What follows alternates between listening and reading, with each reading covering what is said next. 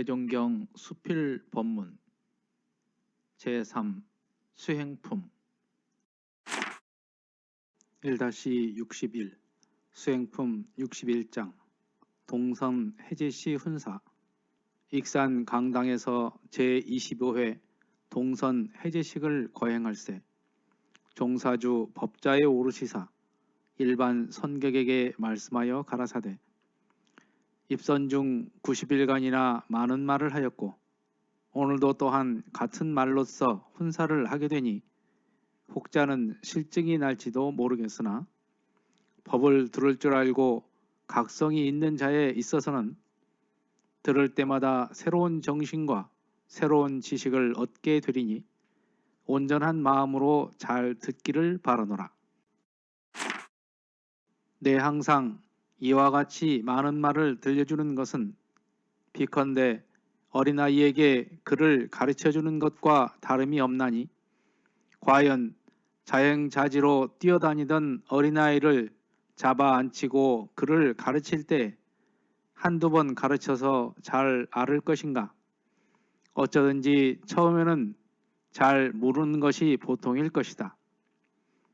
그러나 선생이 성의를 다하여 10번, 20번 가르치고 또 가르치고 일러주고 또 일러주면 점진적으로 알아져서 필경에는 잘 아는 사람이 되는 것과 마찬가지로 제군에게도 이와 같이 실증이 나도록 법문을 들려주는 것이 오직 도덕에 대한 지식을 알려주기 위함이니 사실 오욕심을 다 떼지 못한 제군의 귀에 한두 번 하여서 그 법이 들어갈 것인가? 그러므로 이렇게 많은 말을 하여 뇌수에 박히도록 하여주면 모든 사리가 밝아져서 실행까지 나타나게 되는 것이다. 또는 설사 배워 안대로 다 행하지 못하고 10가지 중 한두 가지만 행한다 하더라도 전혀 지행이 없을 때에 비하면 그 얼마나 좋은 일인가. 그러기에 과거 재불재성도 그 모든 사람들을 교화 지도할 때 첫째, 사리간 알리는 데에 노력하였고 실행은 그 다음에 가르쳤나니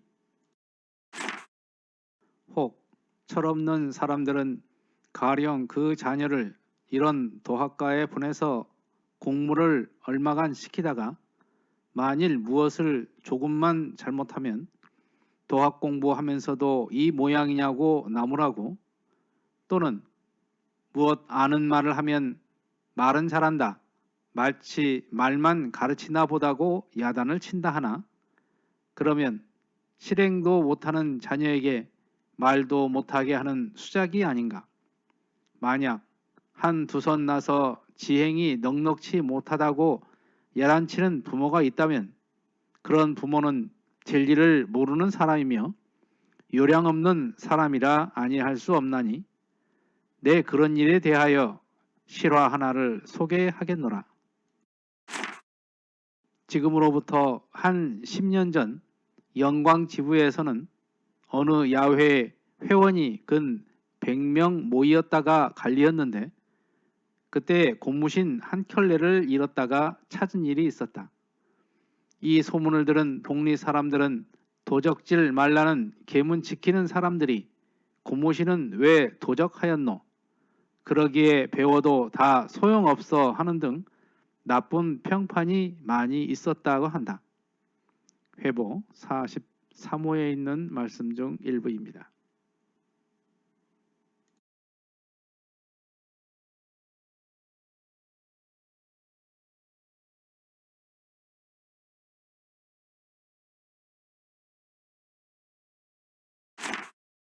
(1-61은) 수행품 61장 동선 해제시 훈사의 말씀 중입니다.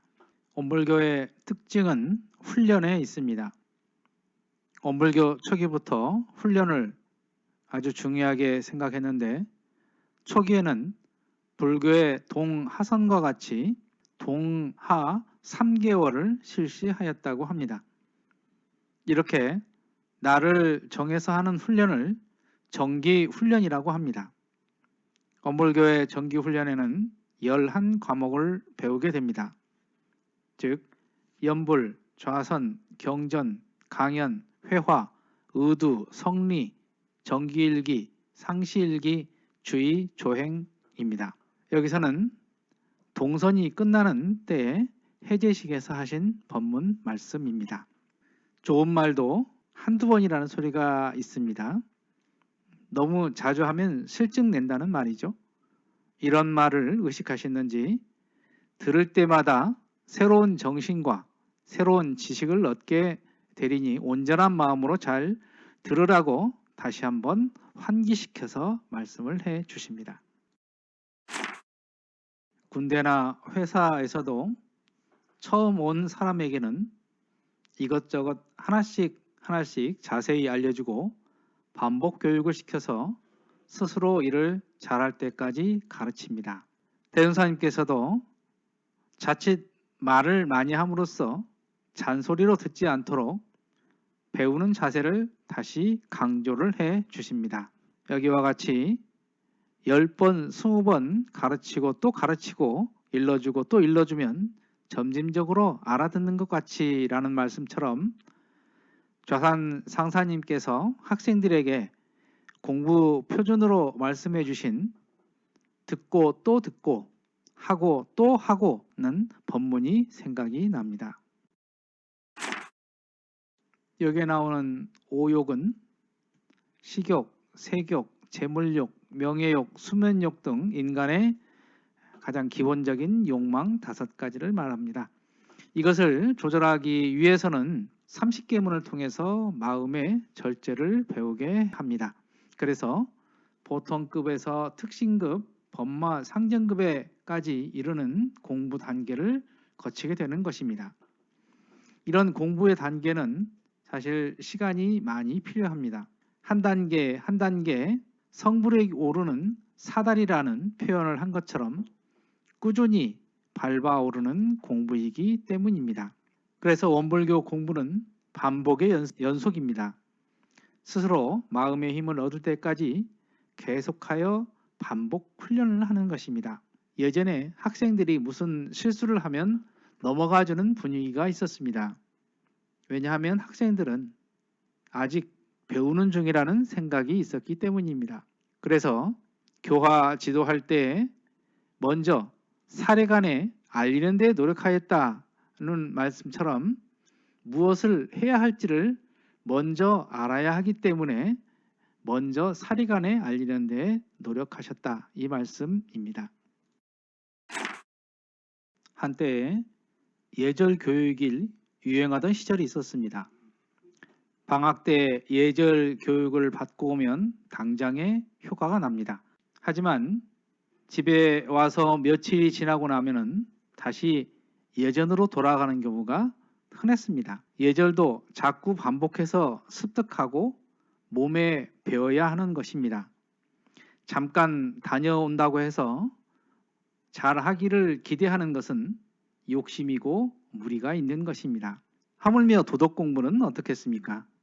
여러 해를 거쳐야 조금 알게 되는 수준이기 때문입니다.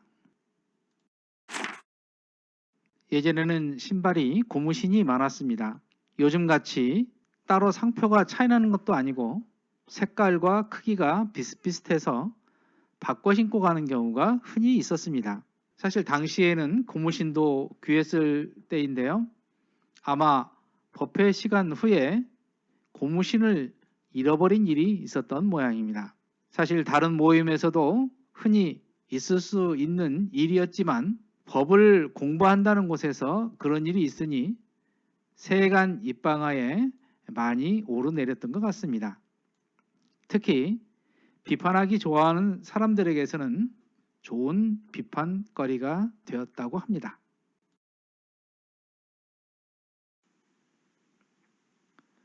이상으로 대종경 수필 법문 봉독회를 마칩니다. 마음 공부 잘하여서 새 세상의 주인 됩시다. 감사합니다.